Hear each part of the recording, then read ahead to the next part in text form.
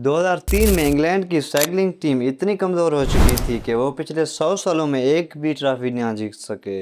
उनकी हालत इतनी ख़राब थी कि उस वक्त की साइकिल बनाने वाली कंपनियां भी उन्हें अपनी साइकिल ना बेचती थी। उन्हें डर था कि ये उनकी साइकिल की रेपुटेशन ख़राब कर देंगे। उसके बाद उनके पास एक नया कोच आया जिसने सब कुछ ही बदल दिया।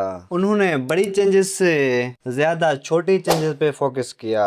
वो इतनी छोटी छोटी डिटेल पे काम करते थे कि उन्होंने राइडर का पिलो ही चेंज कर दिया ताकि उन्हें आराम से नींद आ जाए। उन्होंने राइडर की साइकिल की सीट को ज्यादा से ज्यादा कंफर्टेबल बनाया ताकि राइड के वक्त कोई भी प्रॉब्लम का सामना ना करना पड़े। वैसे तो आप सोच रहे होंगे कि इन छोटी छोटी तब्दीलियों से क्या ही होगा, लेकिन छोटी छोटी तब्दीलियों की वजह से बहुत बड़ा चेंज आया। इसके सिर्फ 5 साल बाद 2008 में इंग्लैंड की टीम ने ओलंपिक्स में 60% गोल्ड मेडल अपने नाम कर लिए थे। अब जरा सोचें, वो टीम जो 100 साल तक एक भी ट्रॉफी नहीं जीत सकी, वो इन छोटी छोटी तब्दीलियों की वजह से फिर 5 साल बाद के ओलंपिक्स में 60% के गोल्ड मेडलिस्ट अपने नाम कर लिए। इससे हमें यह सबक मिलता है कि कामयाबी एक बड़ी तब्दीली के साथ नहीं बल्कि बहुत सारी छोटी छोटी तब्दीलियों के साथ आती है। इस बुक को पढ़ के मेरी लाइफ ही चेंज हो गई। इस बुक के ऑथर इसमें लिखते हैं कि आप पहले से मौजूद एक आदत के साथ मिलाकर और बहुत सारे आदत जोड़ सकते हैं। जैसा कि मैं पहले सुबह उठ के बच्चों को ट्यूशन पढ़ाता था। ट्यूशन पढ़ाने के बाद मेरा कोई काम नहीं था, मैं कुछ भी नहीं करता था, ऐसे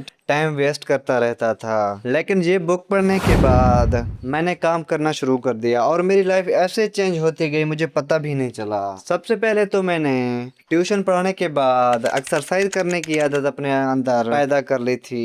एक्सरसाइज करने के बाद मैं शावर लेता था। शावर लेने के बाद मैं लैपटॉप को ओपन करके ट्रेडिंग के लिए चार्ट ओपन करता था। अब मैं जब भी कुछ भी काम करता हूँ मेरे सामने लैपटॉप है और उस पर ट्रेडिंग के लिए चार्ट खुला रहता है। इस चार्ट को देखने के साथ साथ मैं यूट्यूब और फेसबुक के लिए वीडियो भी बनाता रहता था। इसके कुछ मंथ ही बाद फेसबुक ने मेरा अकाउंट मोनेटाइज कर दिया था।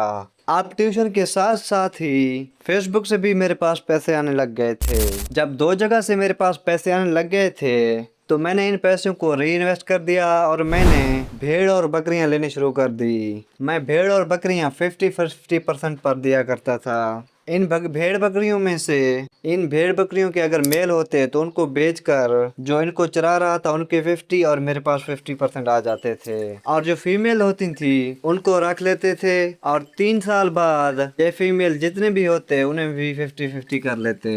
इस तरह मैंने एक और पैसिव इनकम का सोर्स भी बना लिया था। इस पे मुझे कुछ काम नहीं करना पड़ता और मेरे पास पैसे भी आने शुरू हो जाते थे। बकरियां और भेड़ साल में 2 दफा बच्चे देती हैं। इस साल मेरे पास 2 भेड़ और 2 बकरियां हैं। अगर ये किसी बीमारी से बचे बगैर इसी तरह बढ़ते रहे तो ये दूसरे साल मेरे पास 8 हो सकती हैं और तीसरे साल मेरे पास ये 16 बकरियां हो जाएंगी ऑलमोस्ट। और तीसरे साल हम 16 बकरियों को 50% में बांट लेंगे। वैसे अगर आप मेरी भेड़ बकरियों वाली बात नहीं समझ रहे तो आप मेरी पिछली वीडियो भी देख सकते हैं जहाँ पर मैंने इनके बारे में आपको डिटेल से बताया है। 1 साल बाद मैं कुछ भी नहीं करता था, लेकिन इस बुक की वजह से मैंने अपने आप के अंदर ऐसी छोटी छोटी तब्दीलियां लाई जिसकी वजह से मेरी लाइफ ही चेंज हो गई।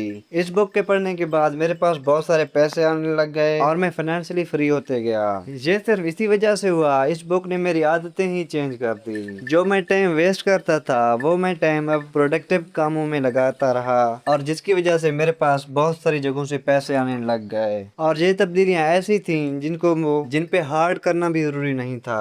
मैं आपको ये बुक हाईली रिकमेंड करता हूँ, आप इस बुक को जरूर पढ़ें। अगर आप इस बुक पर एक्ट करना शुरू कर देते हैं तो कुछ ही मंथ बाद आप अपनी लाइफ में काफी चेंजेस देखने लग जाएंगे। आपकी बुरी जो भी आदतें हैं वो खत्म होती जाएंगी और आपके अंदर नए ऐसे ऐसे अच्छे आदतें पैदा हो जाएंगी जो आपकी लाइफ चेंज करती जाएंगी, आपको पता भी नहीं चलेगा।